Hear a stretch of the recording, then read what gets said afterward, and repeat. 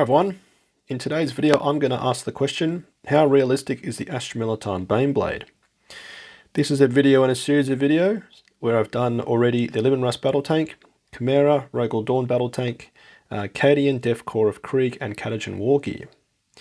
Check out this playlist here if you enjoy this type of thing, and like in those videos I'll draw my experience as a former rifle in the Australian Army. And also, like in those videos, it's super important to remember that this is a fictional universe 39,000 years away, so we should be realistic as to how realistic this type of thing will be. Now, before we delve into this super heavy vehicle, I want to state a couple of key assumptions. I've had a lot of great comments on the previous videos, and I'm building these into this video in order to improve my content. So a key difference of the 41st millennium versus today is the potential targets of the weaponry of the Baneblade compared to those of modern tanks today. There's going to be a lot more variety in the types of infantry targets in the 41st millennium. The concepts of light, medium and heavy infantry aren't really used today, existing more in historical periods as a definition of the armour worn. Fully armoured troops meant to lead assaults could be referred to as heavy infantry, whilst on the other end of the spectrum, those wearing only plain clothes will be focusing on mobility, we're called light infantry. In today's military, infantry troops usually have the same degree of protection, be it nothing at all, a helmet or a helmet and plate armour. Yes, some may operate out of APCs or IFVs, however I'm focusing on individual protection here. This is clearly very different to the 41st millennium, where infantry-based targets could be anything from a heretic human wearing only ragtag uniforms, the smallest of tended life forms, an Eldar dire avenger in aspect armour, a Chaos Space Marine in power armour, an Orc boy with thick torso and haphazard plate armour, through to a Chaos Space Marine in a Terminator plate, or a Necron Scorpack destroyer with a metal torso. The significance of this is that the weapons we today would assume would serve the same purpose would actually achieve different things in the 41st millennium.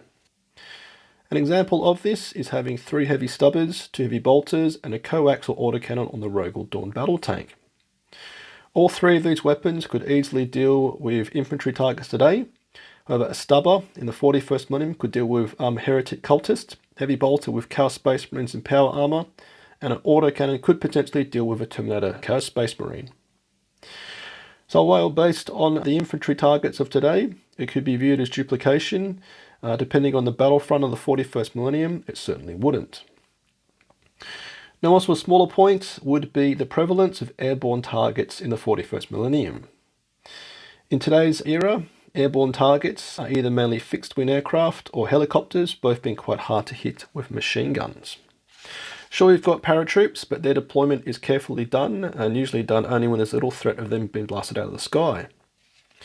Also, the Ukraine war has seen extensive use of drones, but their use in wider conflicts isn't yet common. This again is very different to the 41st millennium.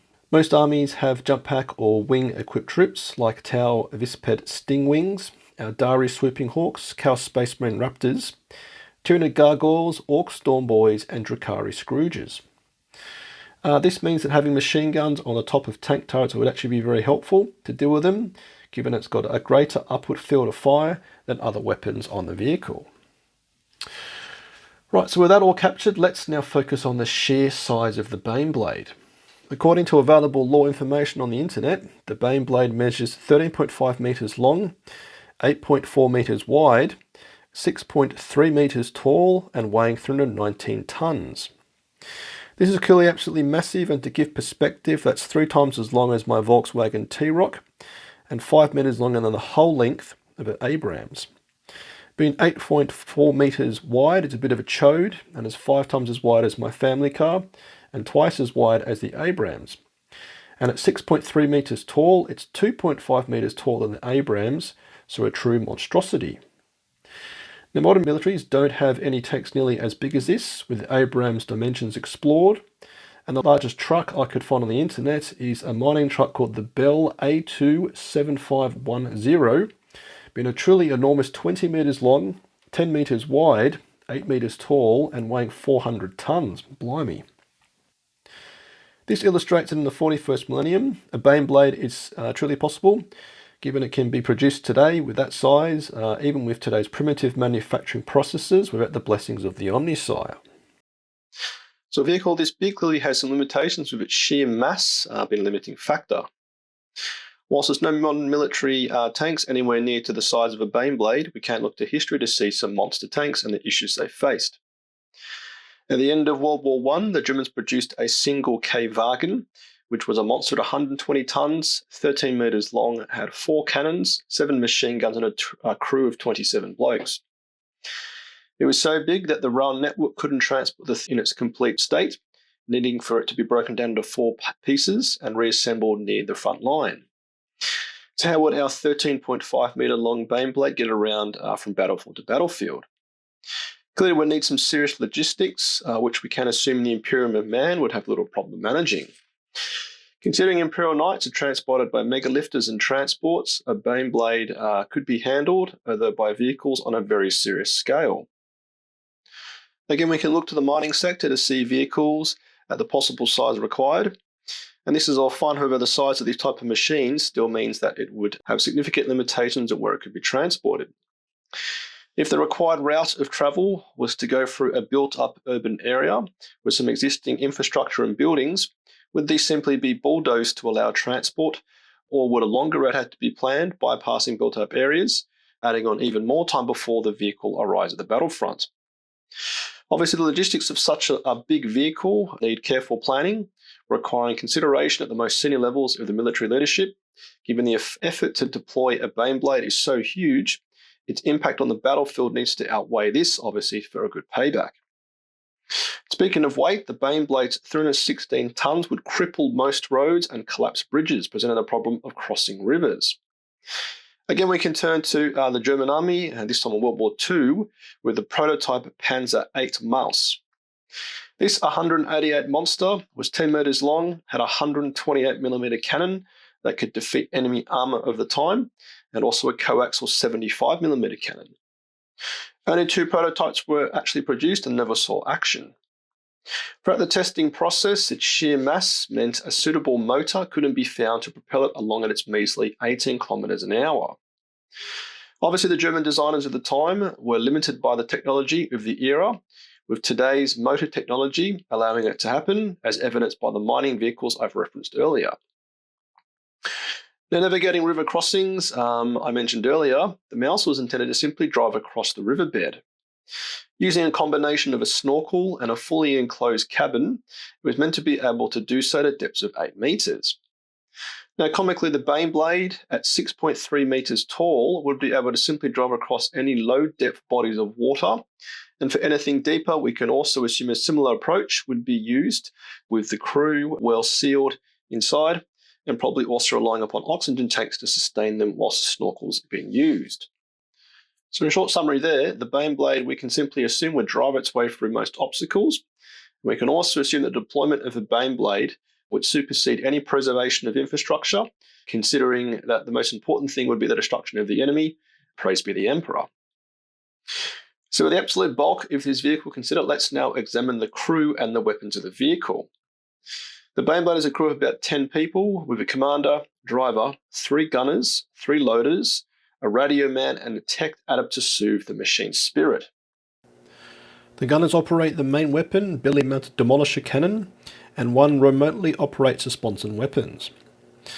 The driver operates the front-mounted twin heavy bolters, which could lead to task overload, which could limit the accuracy and effectiveness of the weapon system or its driving. One loader is then serving the main weapon stationed within the turret alongside the gunner and commander, and he loads 1 metre long shells into the main cannon. As reference, the shells of an American M1 Abrams weigh about 20 kilos and measure in length from 70 centimetres to about 1 metre. This means that it's totally plausible that the loader of the Baneblade is manhandling these projectiles into the breech of the main weapon. Within the turret is a locker of about 6 rounds of ammunition for quick loading, with the remaining 16 rounds living in the bottom of the tank within an armoured magazine, and additional rounds moved up to the turret via a small elevator.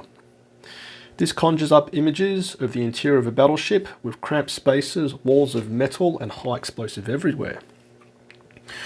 What is of concern to me here, however, is a small amount of spare ammunition and what could be a relatively small projectile from the main cannon.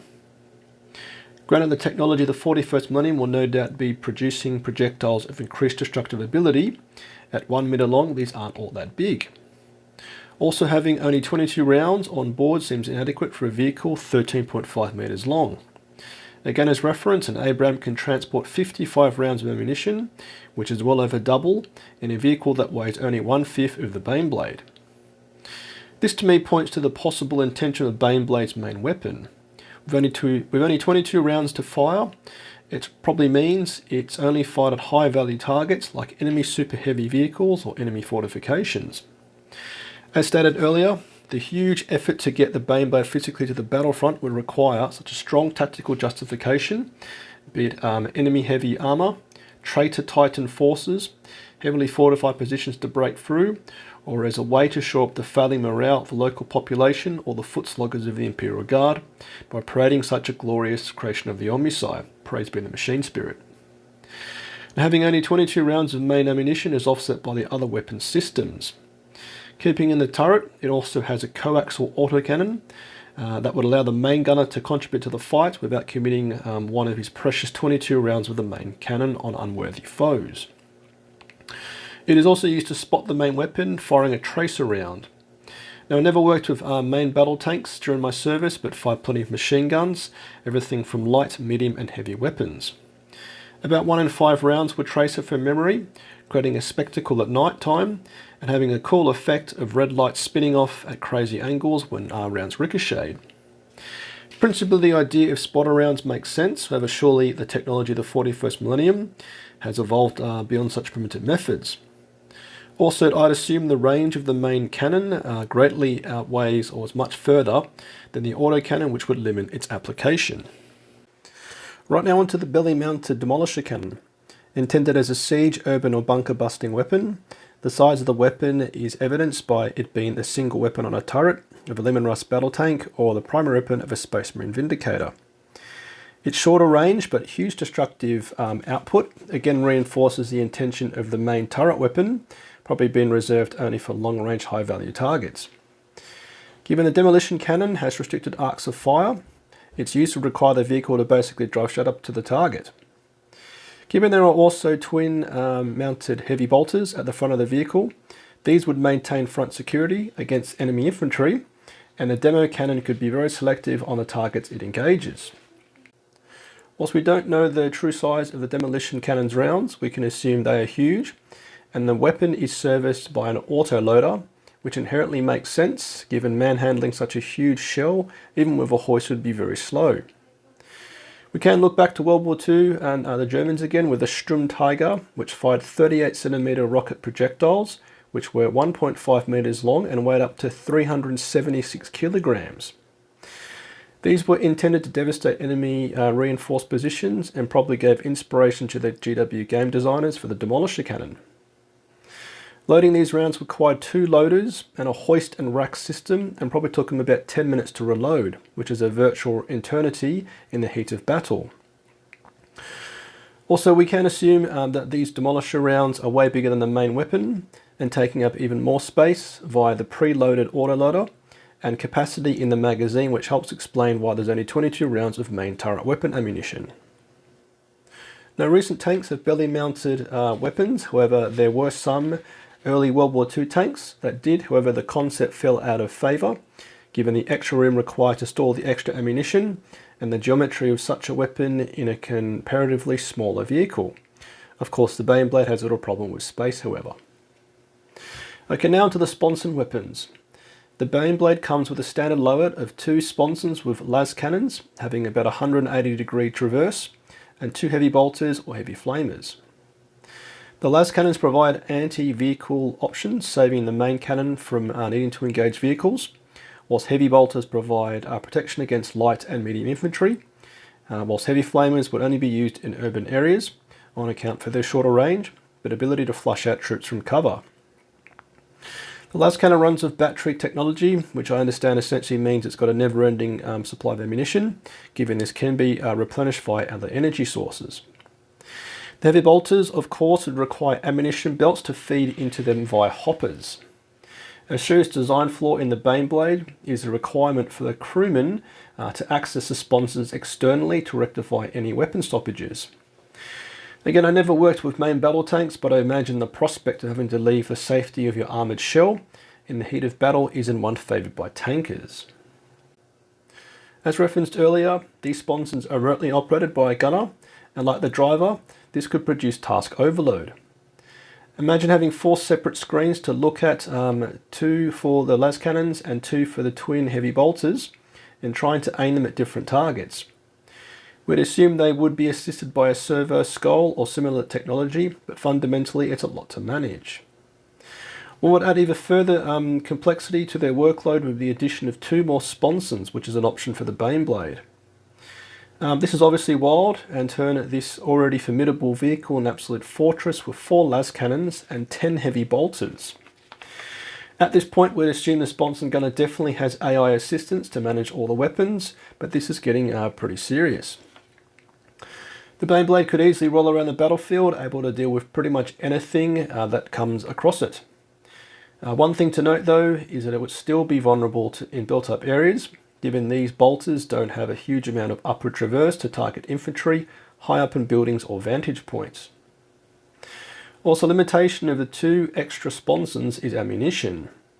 Would you prefer 2 sponsons with full ammunition allocation or 4 sponsons with half that allocation? It's not like the Baneblade would double the size of the magazine for the extra bolters and las cannons. Also, heavy bolter ammunition would be very bulky. I like to think of it as a similar size to the 40mm grenades, which were belt fed into the Mark 19 automatic grenade launcher. I used this during my service and they made a very satisfying chunk chunk chunk when fired and a douche douche douche when they hit the target off in the distance. Heavy bolters are obviously intended to be different to a Mark 19 grenade launcher. However, the size of the ammunition and the storage cases would be indicative of the size required on board the Baneblade. This has me thinking that having just 1 spare loader dedicated to looking after the magazine and running around with boxes of huge ammunition would be inadequate.